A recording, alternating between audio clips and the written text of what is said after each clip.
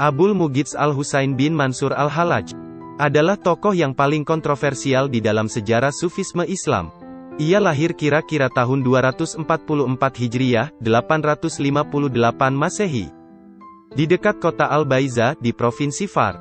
Al-Hallaj sangat sering melakukan pengembaraan. Mula-mula ke Tustar dan Baghdad, kemudian ke Mekah, dan sesudah itu ke Khuzistan, Khurasan, Transoksiana, Sistan, India dan Turkistan. Terakhir sekali ia kembali ke kota Baghdad. Tetapi karena khotbah-khotbahnya yang berani mengenai bersatunya manusia dengan Allah, ia dipenjarakan, dengan tuduhan telah menyebarkan paham inkarnasionisme. Al-Hallaj dijatuhi hukuman mati.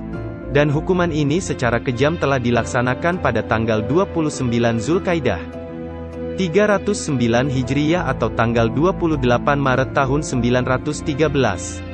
Ia menulis beberapa buah buku, dan syair-syair yang banyak jumlahnya. Di dalam legenda Muslim, Al-Hallaj tampil sebagai prototipe dari seorang pencinta yang mabuk dan tergila-gila kepada Allah. Husain Al-Mansur, yang dijuluki Al-Hallaj, pemangkas bulu domba, mula-mula pergi ke Tustar, dan mengabdi menjadi murid kepada Sahal bin Abdullah selama 2 tahun. Setelah itu ia pindah ke Baghdad. Ia memulai pengembaraannya ketika ia berusia 18 tahun. Setelah itu, ia pergi ke Basrah dan mengikuti Amr bin Utsman selama 18 bulan. Yakub bin Akhta menikahkan putrinya kepada Hallaj. Dan setelah pernikahan itulah Amr bin Utsman tidak senang kepadanya. Maka Hallaj meninggalkan kota Basrah dan pergi ke Baghdad mengunjungi Syekh Junaid al-Baghdadi. Syekh Junaid menyuruh Hallaj berdiam diri dan menyendiri. Setelah beberapa lama menjadi murid Syekh Junaid, ia pergi ke Hijaz. Dia tinggal di kota Mekah selama setahun, kemudian kembali ke Baghdad. Bersama sekelompok sufi, ia mendengarkan ceramah-ceramah Syekh Junaid, dan mengajukan beberapa pertanyaan yang tidak dijawab oleh Syekh Junaid. Akan tetapi, tiba saatnya kelak, engkau akan membasahi sepotong kayu dengan darahmu, kata Syekh Junaid kepada Hallaj. Sewaktu aku membasahi sepotong kayu itu, engkau akan mengenakan pakaian golongan formalis, balas Hallaj. Kata-kata itu terbukti kebenarannya. Sewaktu para cerdik pandai yang terkemuka mengambil kesepakatan bahwa Al-Hallaj harus dihukum, Syekh Junaid sedang mengenakan jubah sufi, dan karena itu ia tidak mau memberi tanda tangannya. Khalifah menyatakan bahwa mereka perlu mendapatkan tanda tangan Syekh Junaid. Maka pergilah Syekh Junaid untuk mengenakan sorban dan jubah kaum ilmuwan. Kemudian ia kembali ke madrasah, dan menandatangani surat keputusan itu. Syekh Junaid menuliskan, "Kami memutuskan sesuai dengan hal-hal yang terlihat. Mengenai kebenaran yang terbenam di dalam kalbu, hanya Allah yang Maha Tahu." Ketika Syekh Junaid tidak menjawab pertanyaan-pertanyaan, Hallaj menjadi jengkel dan pergi menuju Tustar tanpa pamit. Di sini ia tinggal selama setahun dan mendapatkan sambutan luas. Karena Hallaj kurang acuh terhadap doktrin yang populer pada masa itu, para teologi sangat benci kepadanya. Sementara Amr bin Utsman menyurati orang-orang Khuzistan, dan memburuk-burukan nama Hallaj. Tetapi Hallaj sendiri sebenarnya sudah bosan di tempat itu. Pakaian sufi dilepaskannya, dan ia mencebur ke dalam pergaulan orang-orang yang mementingkan duniawi. Tetapi pergaulan ini tidak mempengaruhi dirinya. 5 tahun kemudian ia menghilang. Sebagian waktunya dilewatinya di Khurasan dan Transoksiana, dan sebagian lagi di Sistan. Kemudian Hallaj kembali ke Ahwas. Khotbah-khotbahnya disambut baik oleh kalangan atas maupun rakyat banyak. Di dalam khotbah-khotbahnya itu ia mengajarkan rahasia-rahasia manusia. Sehingga ia dijuluki sebagai Hallaj yang mengetahui rahasia-rahasia. Setelah itu, ia mengenakan jubah guru sufi yang lusuh, dan pergi ke Tanah Suci bersama-sama dengan orang-orang yang berpakaian seperti dia. Ketika ia sampai ke kota Mekah, Yakub an-Nahrajuri menuduhnya sebagai tukang sihir. Oleh karena itu, Hallaj kembali ke Basrah dan setelah itu ke Ahwas. Kini telah tiba saatnya. Aku harus pergi ke negeri-negeri yang penduduknya bertuhan banyak, untuk menyeru mereka ke jalan Allah, kata Hallaj. Maka berangkatlah ia ke India, Transoksiana dan Cina untuk menyeru mereka ke jalan Allah, dan memberikan pelajaran-pelajaran kepada mereka. Setelah ia meninggalkan negeri-negeri tersebut, banyaklah orang-orang dari sana yang berkirim surat kepadanya. Orang-orang India menyebut Hallaj sebagai Abul Mughits. Orang-orang Cina menyebutnya Abul Muin. Dan orang-orang Khurasan menyebutnya Abul Muhar. Orang-orang Far menyebutnya Abu Abdullah. Dan orang-orang Khuzistan menyebutnya Halaj yang mengetahui rahasia-rahasia. Di kota Baghdad ia dijuluki sebagai Mustaslim dan di kota Basra sebagai Mukabar. Setelah itu, banyak cerita-cerita orang mengenai Halaj. Maka berangkatlah ia ke Mekah dan menetap ia di sana selama 2 tahun. Ketika kembali, Halaj telah mengalami banyak perubahan, dan menyerukan kebenaran dengan kata-kata yang membingungkan siapapun juga. Orang-orang mengatakan, bahwa Halaj pernah diusir dari lebih 50 kota. Mengenai diri Halaj, orang-orang terpecah 2 bagian. Orang-orang yang menentang, dan orang-orang yang mendukung Halaj sama banyaknya. Dan mereka telah menyaksikan keajaiban-keajaiban yang dilakukan oleh Halaj. Tetapi lidah fitnah menyerangnya, dan ucapan-ucapannya disampaikan orang kepada khalifah. Akhirnya, semua pihak sependapat bahwa Halaj harus dihukum mati, karena telah menyatakan akulah yang hak. Ana al-haq, termuat dalam kitab Tawasin, karangan Al-Halaj. Katakan hanya dialah yang hak, mereka berseru kepada Halaj. Ya, dialah segalanya, jawab Halaj. Kalian mengatakan bahwa dia telah hilang. Sebaliknya, Husainlah yang telah hilang. Samudera tidak akan hilang atau menyusut airnya. Kata-kata yang diucapkan Halaj ini, mengandung makna-makna esoterik, kata mereka kepada Junaid. Bunuhlah Halaj, jawab Junaid. Pada zaman ini, kita tidak memerlukan makna-makna esoterik. Kemudian kelompok teologi yang menentang Halaj, menyampaikan ucapan-ucapannya yang diputarbalikan kepada Mutashim. Mereka berhasil membuat Wazir Ali bin Isa menentang Halaj. Khalifah memberikan perintah, agar Halaj dijebloskan ke dalam penjara. Setahun lamanya, Halaj mendekam di dalam penjara.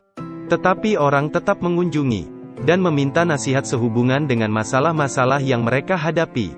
Kemudian dikeluarkanlah larangan untuk mengunjungi Halaj di dalam penjara. Selama 5 bulan tidak ada yang datang kepadanya. Kecuali Ibnu Atta dan Ibnu Hafif, masing-masing sekali. Pada suatu kali Ibnu Atta menyurati Halaj. Guru, mohonkanlah ampunan karena kata-kata yang telah engkau ucapkan, sehingga engkau dapat dibebaskan. Katakanlah kepada Ibnu Atta, jawab Halaj, siapakah yang menyuruhku untuk minta maaf? Mendengar jawaban ini, Ibnu Atta tidak dapat menahan tangisannya. Kemudian ia berkata, dibanding dengan Halaj, kita lebih hina daripada debu. Orang-orang mengatakan, bahwa pada malam pertama Halaj dipenjarakan, para penjaga mendatangi kamar tahanannya, tetapi mereka tidak menemukan dirinya. Seluruh penjara mereka geledah, namun sia-sia saja. Pada malam kedua, betapapun mereka mencari, mereka tidak menemukan Halaj dan kamar tahanannya. Pada malam ketiga barulah mereka dapat menemukan Halaj di dalam kamarnya. Para penjaga bertanya kepada Halaj, di manakah engkau pada malam pertama? Dan di manakah engkau beserta kamar tahananmu pada malam yang kedua? Tetapi kini engkau dan kamar tahananmu telah ada pula di sini, mengapakah bisa demikian? Pada malam pertama, kata Halaj, aku pergi ke hadirat Allah, oleh karena itu aku tidak ada di tempat ini.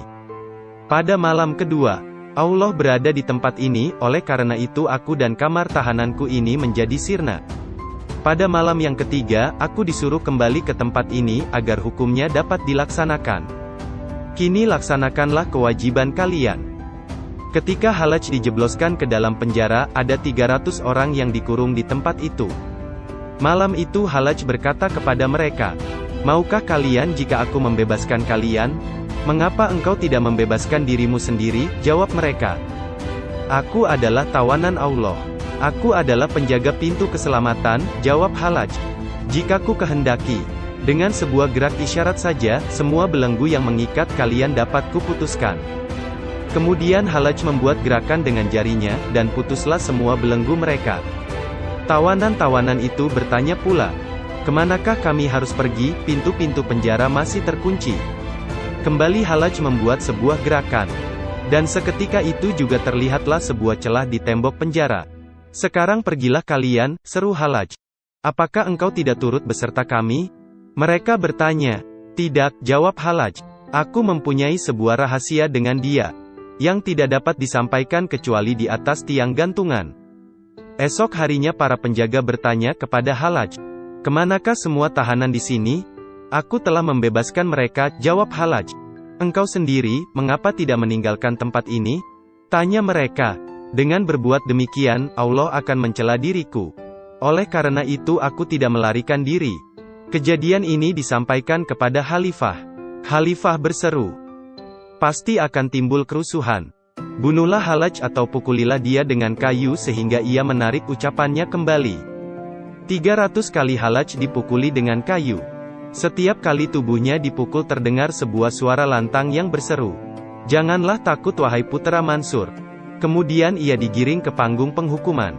Dengan menyeret 13 rantai yang membelenggu dirinya, Halaj berjalan dengan mengacung-acungkan kedua tangannya. Mengapa engkau melangkah sedemikian angkuhnya? Mereka bertanya. Karena aku sedang menuju ke tempat penjagalan, jawabnya. Ketika mereka sampai ke panggung penghukuman di bab atap, Halaj mencium panggung itu sebelum naik ke atasnya. Bagaimanakah perasaanmu pada saat ini? Mereka menggoda Halaj. Kenaikan bagi manusia-manusia sejati adalah di puncak tiang gantungan, jawab Halaj. Ketika itu Halaj mengenakan sebuah celana dan sebuah mantel. Ia menghadap ke arah kota Mekah, mengangkat kedua tangannya dan berdoa kepada Allah. Yang diketahuinya tidak diketahui oleh siapapun juga, Halaj berkata dan naik ke atas. Sekelompok murid-muridnya bertanya, apakah yang dapat engkau katakan mengenai kami murid-muridmu ini? Dan orang-orang yang mengutukmu dan hendak merajamu itu? Mereka akan memperoleh 2 buah ganjaran tetapi kalian hanya sebuah, jawab Halaj. Kalian hanya berpihak kepadaku. Tetapi mereka terdorong oleh iman yang teguh kepada Allah yang Esa. Untuk mempertahankan kewibawaan hukumnya, Shibli datang dan berdiri di depan Halaj. Bukankah kami telah melarang engkau? Kemudian ia bertanya ke Al-Halaj, apakah sufisme itu? Bagian yang terendah dari sufisme adalah hal yang dapat kau saksikan ini, jawab Halaj. Dan bagian yang lebih tinggi? Tanya Shibli. Bagian itu takkan terjangkau olehmu, jawab Halaj. Kemudian semua penonton mulai melempari Halaj dengan batu. Agar sesuai dengan perbuatan orang ramai, Shibli melontarkan sekepal tanah dan Halaj mengeluh. Engkau tidak mengeluh ketika tubuhmu dilempari batu, orang-orang bertanya kepadanya. Tetapi mengeluh karena sekepal tanah? Karena orang-orang yang merajamku dengan batu tidak menyadari perbuatan mereka. Mereka dapat dimaafkan. Tetapi tanah yang dilemparkan ke tubuhku itu sungguh menyakitkan. Karena ia tahu bahwa seharusnya ia tidak melakukan hal itu. Kemudian kedua tangan Halaj dipotong tetapi ia tertawa. Mengapa engkau tertawa? Orang-orang bertanya kepadanya. Memotong tangan seseorang yang terbelenggu adalah gampang, jawab Halaj. Seorang manusia sejati adalah seorang yang memotong tangan yang memindahkan mahkota aspirasi dari atas tahta. Kemudian kedua kakinya dipotong. Al-Halaj tersenyum. Dengan kedua kaki ini aku berjalan di atas bumi, ia berkata. Aku masih mempunyai 2 buah kaki yang lain. 2 buah kaki yang pada saat ini sedang berjalan menuju surga. Jika kalian sanggup, putuskanlah kedua kakiku itu. Kemudian kedua tangannya yang buntung itu diusapkannya ke mukanya, sehingga muka dan lengannya basah oleh darah. Mengapa engkau berbuat demikian? Orang-orang bertanya. Halaj menjawab, telah banyak darahku yang tertumpah. Aku menyadari tentulah wajahku telah berubah pucat. Dan kalian akan menyangka bahwa kepucatan itu karena aku takut. Maka kusapukan darah ke wajahku, agar tampak segar di mata kalian. Pupur para pahlawan adalah darah mereka sendiri. Tetapi mengapakah engkau membasahi lenganmu dengan darah pula? Aku bersuci. Bersuci untuk sholat apa? Jika seseorang hendak sholat sunat 2 rakaat karena cinta kepada Allah, jawab Halaj. Bersucinya tidak cukup sempurna jika tidak menggunakan darah. Kemudian kedua biji matanya dicungkil. Orang ramai gempar. Sebagian menangis dan sebagiannya lagi terus melemparinya dengan batu. Ketika lidahnya hendak dipotong, barulah Halaj memohon. Bersabarlah sebentar, berilah aku kesempatan untuk mengucapkan sepatah 2 patah kata. Kemudian dengan wajah menengadah ke atas, Halaj berseru, Ya Allah, janganlah engkau usir mereka di akhirat nanti karena mereka telah menganiaya aku demi engkau juga. Dan janganlah engkau cegah mereka untuk menikmati kebahagiaan ini. Segala puji bagi Allah, karena mereka telah memotong kedua kakiku yang sedang berjalan di atas jalanmu. Dan apabila mereka memenggal kepalaku, Berarti mereka telah mengangkatkan kepalaku ke atas tiang gantungan untuk merenungi keagunganmu. Kemudian telinga dan hidungnya dipotong. Pada saat itu muncullah seorang wanita tua yang sedang membawa kendi. Melihat keadaan Halaj itu, si wanita berseru, "Mampuslah dia! Apakah hak si pencuci bulu domba ini untuk berbicara mengenai Allah?" Kata-kata terakhir yang diucapkan Halaj adalah, "Cinta kepada Yang Maha Esa adalah melebur ke dalam Yang Esa."